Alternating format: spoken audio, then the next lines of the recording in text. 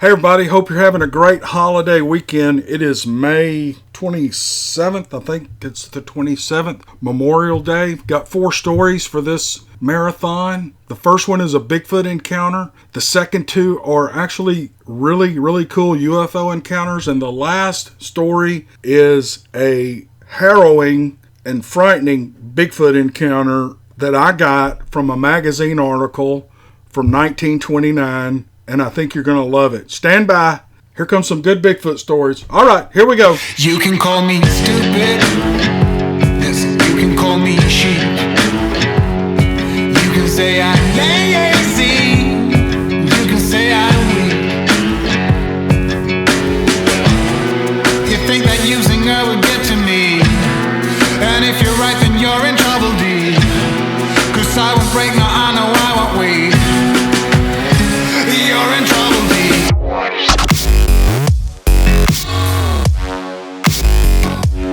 The gentleman who sent this story in wants to remain anonymous. He writes, now look, this is a short and not a very story filled with action and stuff, but I love these stories because I can see this guy, this man, trying to tell this to some friends or hunting buddies or some guys at work or somebody across the diner table, trying to tell this story to someone and them just rolling their eyes and thinking he's crazy. You know how that happens.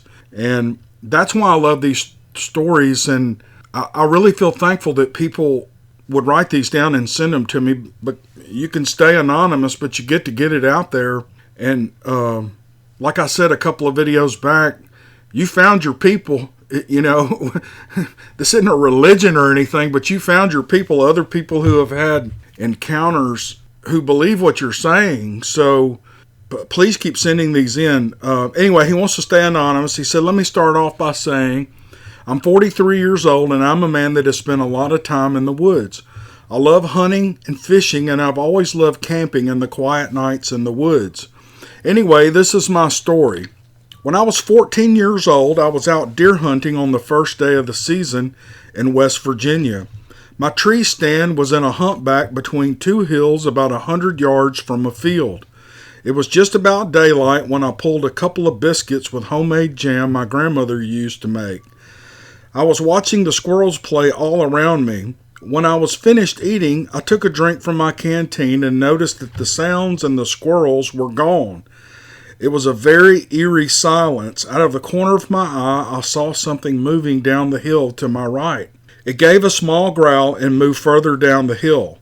Somehow, whatever this creature was had gotten past me without making a sound other than that low growl.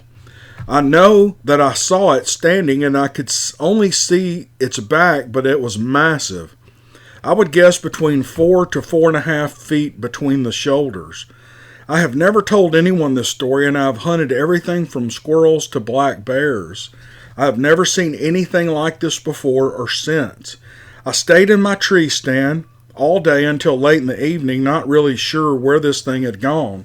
I didn't go back into those woods hunting for the rest of the season. And he goes on to write, he says, I'm sorry if this story doesn't have much information, but this is what I saw that day, and I'll never forget it. Thanks for taking the time to read this story. And then he goes on further to say that he wants to stay anonymous. Okay, it's funny. That's a pretty vanilla story. But what's interesting to me is a story like that, and people still want to stay anonymous. You know, it's really a crying shame that strange occurrences can happen with people, and they are just ashamed to come forward fearing ridicule. I don't know, it just bothers me a little bit, but that's the way it is. But I want to thank the gentleman for sending it in because I think it's important. Most people don't have face-to-face confrontations with these things. They just have these brief 10, 15, 20 second, what would you call it, an encounter or an interaction with something, or they just see it moving through the woods. And so we just don't have that many just bold in-your-face encounters. And I love these, and I really appreciate him sending it in. Thank you, sir. This encounter is sent to me by a woman. It's a UFO encounter, and it's really good. She writes, I was listening to your March 4th account on YouTube. I think she's talking about my UFO encounter, and thought I would share this experience with you. First, though, I wanted to tell you how much I enjoy your channel. It's great. It's a wonderful mix of information, music, and storytelling. Nothing better than a good story. Well, thank you very much. That's nice of you to say. I grew up on a big farm in southern Ohio, in between Cincinnati and Dayton. It was a great place to be a kid. The first time I saw this craft was in the early 70s. It was on a ridge above a half-mile training track and was longer than one side stretch of the track. That would make it 600 plus feet long. It was a long cigar shape and glowed a soft pink lavender like an old neon sign. It appeared to be floating or moving on the pink-colored mist. The weather was warm and the mist was just sort of boiling under the craft. I could feel it deep in my body. It vibrated the air, but it didn't make a sound. I was barefoot and I could feel the vibration even from the ground. It had portals the whole length of the craft. The craft was close enough that you could see that it was lit up inside. It was a summer morning and there were already lots of people at the farm. It was a commercial horse training and breeding facility. I remember thinking the craft was so amazing, but being even more amazed that no one else appeared to even notice there was something taking up most of the sky. Then it was just gone. I moved to Florida, and in the 90s, I saw it again. I was driving down a major 4-lane highway in North Florida. It was a beautiful spring day, and I was driving with the windows down. I felt it before I saw it, and was surprised by the emotional response to the memory. The craft was right above the telephone power poles, and just as big and pink as before. Same everything, except this was on a busy highway and no one else was even hitting their brakes. This thing was a couple of football fields long. It vibrated the air so much that it hurt your heart, but it didn't make any noise. Absolutely silent. I pulled over into the ditch and just sat there watching the cars driving by. The craft was barely moving. Then it sped up a tad, and then it was just gone. It didn't zip up into the sky or take off really fast. It just disappeared. There was nothing in the news and no local gossip. 50-plus cars passed it, and not one car hit their brakes, swerved, or appeared to even notice something the size of an aircraft carrier a few feet above the power pole lines. I wondered a lot if maybe the reality was they couldn't see it, and not that they hadn't seen it. They just couldn't see it for some reason. Yes, I know I'm probably not completely right in the head, and I've had too many rather strange experiences in my life. However, if you set that aside, I'm a professional, I'm responsible, I'm educated, with a family, and I have no desire to be considered loony bin worthy fodder. I'm sharing this with you, but I would prefer to remain anonymous. I don't... What did she say? Yes, I'm not completely right in my head.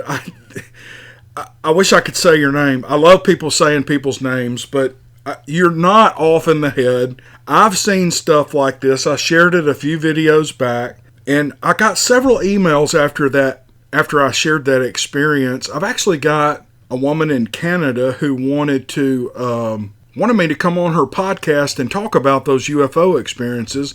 I never thought they were a big deal. I mean, they were to me, but she seems to think it's interesting, and I said, sure, I'd be glad to talk about it, because whenever I start talking about those things that I've seen, believe it or not, I'm not a big talker, but I can just tell the whole story from start to finish because I remember it so well. Anyway, I'm getting off the subject, but what I was going to say is I got several emails from people saying that something along the lines that these UFOs or whoever's flying them only reveal themselves to certain people, which I think is odd, and I have a hard time getting my mind around that. But they suggested hypnosis and several other things to kind of reach back into my memory and see if there wasn't more that maybe had been erased from my mind. I don't know. I don't know about all that. But what I'm saying is I've seen stuff like this, and I know that it happens. And look, there are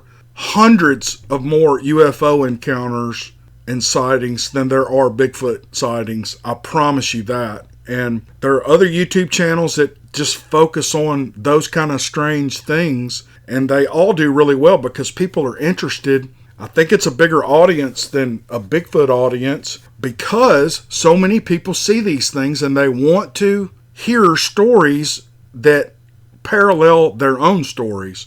So I'm sorry I went on gabbing about that, but I've just got a real passion for these brief encounters. I just think they're wonderful, and I just wanted to share that one with you. Thank you, ma'am, so much for sending that in. Here's another UFO story that's almost identical to the one I just read you, and it's phenomenal. This is from Ronald in southern Michigan. He says, I grew up in a small town in southern Michigan called Cement City. I had to be around 11 or 12 years old.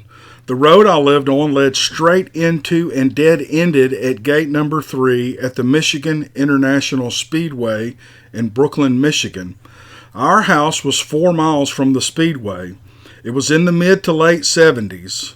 My grandfather and my grandmother and my uncle came for a visit. My uncle and I were about the same age, and we headed over to see one of my friends that lived about 3/4 of a mile from me. As we were walking, it was like the time stopped, and then the sky went dark. This is hard to talk about, but something happened that day, and he and I just talked about it for the first time a few months ago, but we both came to our senses looking up at the spaceship hovering just above treetop level. This thing was huge and did not make a sound and slowly pulled away, and like a flash, it was gone. Does that sound familiar? My uncle and I ran back to the house to find out that we were gone for over 2 hours. We started telling my father, mother, and my grandfather and my grandmother what we saw, and they told us that we were just making up a story and said that we were crazy and that we had been hiding from them. They had been out driving around looking for us. Later that night, it was on the 6 o'clock news that there was a spacecraft hovering over the Speedway, and they had all the roads closed around the Speedway, and our government tried to cover it up. I can't say what happened with the time, and we've never really talked about it thoroughly. I don't know what to say about that. And I've got several more of these, and I'm going to narrate those for you because I know everybody likes Bigfoot stories, but these are fascinating. These are unbelievable. Thank you, sir, for sending that in. I just think it's great. Appreciate you. Okay, and this last thing I want to do is this is not original. It's not mine or even submitted by one of you viewers. But I got an email from a woman named Lisa. Let's see, the date of this it's back in March. She said, I came across this article from a reputable Canadian news magazine similar to Time magazine. The article is from 1929 and well worth your time to read. I lived in this area for nearly 20 years. The area from Mission, British Columbia to Hatzick to Harrison Lake is known as a Sasquatch domain to this day. And so I clicked on the link and I read this article, and the article is published in a magazine called McClean's, which is subtitled Canada's National Magazine. I had not heard of it, but the date of the article is April 1st, 1929, and the author is J.W. Burns. Now, if you do a Google search on J.W. Burns and put Bigfoot or Sasquatch behind it, you will come up with all sorts of good first-hand encounters from, I'm about to share with you a little piece of this article about some encounters that he apparently interviewed some of the native people in British Columbia at this time, and I don't own the rights to this story, but I can quote a few paragraphs. But below in the description, right at the top of my description, there'll be a link to this article, and I want to encourage you to go read it because it's really good. The name of the article is Introducing British Columbia's Hairy Giants, a collection of strange tales about British Columbia's wild men as told by those who say they have seen them, by J.W. Burns. And he writes, "Are the vast mountain solitudes of British Columbia, of which but very few have been so far explored, populated by a hairy race of giants?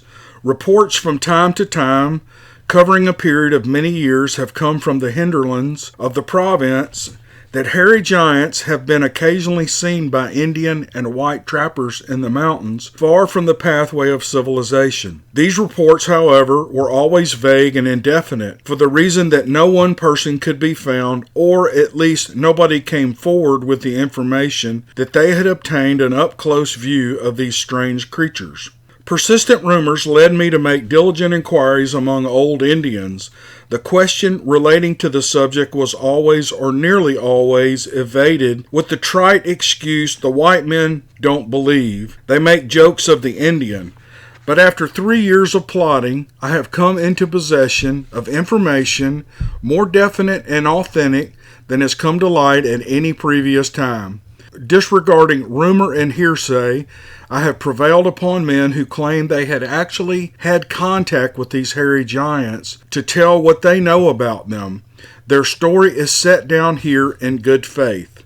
Now, remember, this was written in 1929. There aren't many people left who were born in 1929, but these are old Bigfoot encounters from people who actually Native American, or they're not Native Americans, Native Canadians, who lived in the area at the time. He goes on to write, "Peter Williams lives on the Chehalis Reserve." I assume I'm pronouncing that right, Chehalis. "I believe that he is a reliable and as well as an intelligent Indian. He gave me the following thrilling account of his experience with these people." And then he goes into Peter's encounter.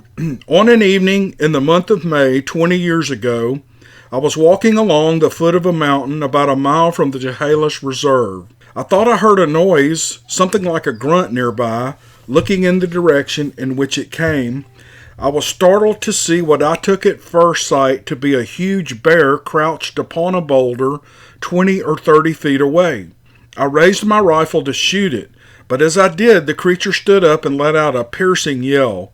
It was a giant, no less than 6½ feet in height and covered in hair." Okay, now you may not think 6½ feet in height is tall, but I think the stature of, the average man in those days was probably well below 5 feet. I mean, we're taller people than they were in 1929. Anyway, he was in a rage and jumped from the boulder to the ground. I fled, but not before I felt his breath upon my cheek. I never ran so fast before or since through brush and undergrowth toward the Chehalis River where my dugout was moored. But time to time I looked back over my shoulder and the giant was fast overtaking me. 100 feet separated us. Another look and the distance measured less than 50 feet, and then the Chehalis, and in a moment the dugout shot across the stream to the opposite bank.